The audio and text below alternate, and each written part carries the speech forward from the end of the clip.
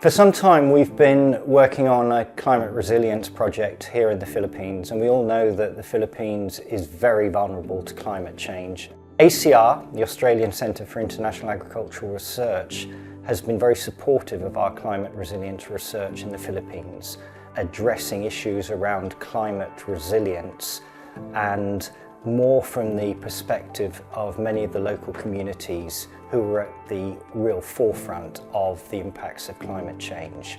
And that fits in and complements an increased interest globally in how better to work with local communities to increase their resilience to climate change.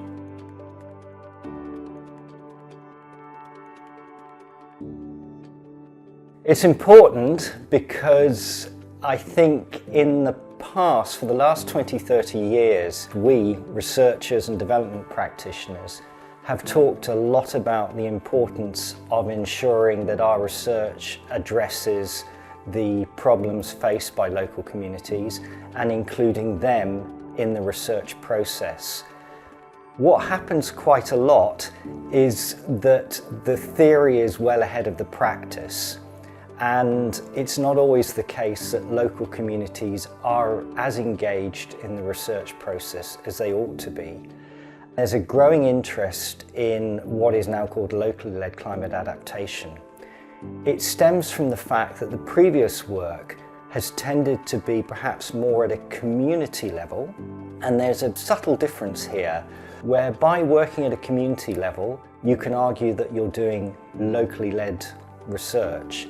But we've tended to treat communities as homogenous, and there's a phenomenal amount of heterogeneity in those communities.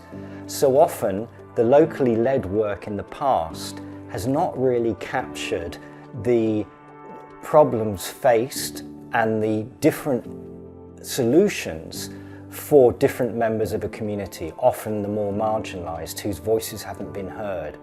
So locally led climate adaptation is a much more granular way with working communities, recognising their heterogeneity and ensuring that our research is geared to the different problems, the more nuances that exist when it comes to climate resilience.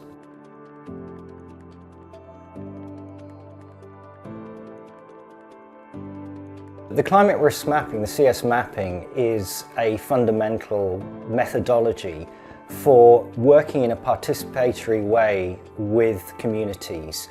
So we're combining the climate risk mapping with an approach around social equity, where there are various tools designed to identify the more marginalised, the more vulnerable in communities.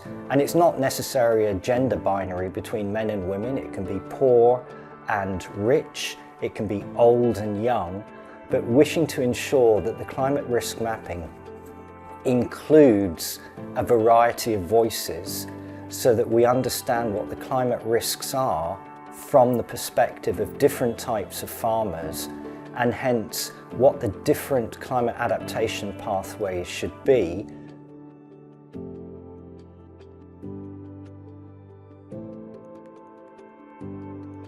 As is always the case, I think as researchers we're very good at identifying solutions, and there's nothing wrong with that. Now, in terms of climate risk mapping, you may identify a climate adaptation pathway, which is one of several solutions, but we can get obsessed with it and think it is the solution. Take a step back, go back to what the problem is, and check whether the solution that we've identified is a solution for the diverse members of a community rather than the more powerful, the more vocal.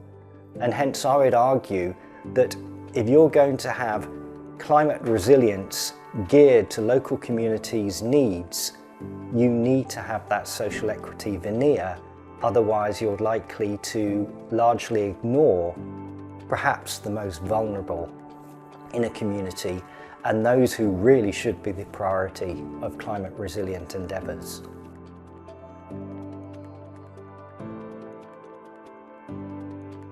First, we prepare a base map of the target location. Then we bring together and sit with the local people, both men and women farmers, local government representatives, business organizations, some NGOs, and other relevant stakeholders.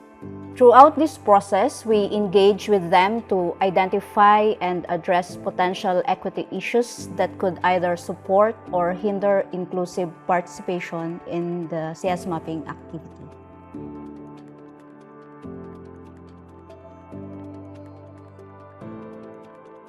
Participatory approach has long been adopted for quite some time in research to assure ownership, co-ownership with the people you are working with. However, the social equity aspect integrated into the CS mapping is really something new, because in there, we are trying to put in contextualization, participation, and inclusivity.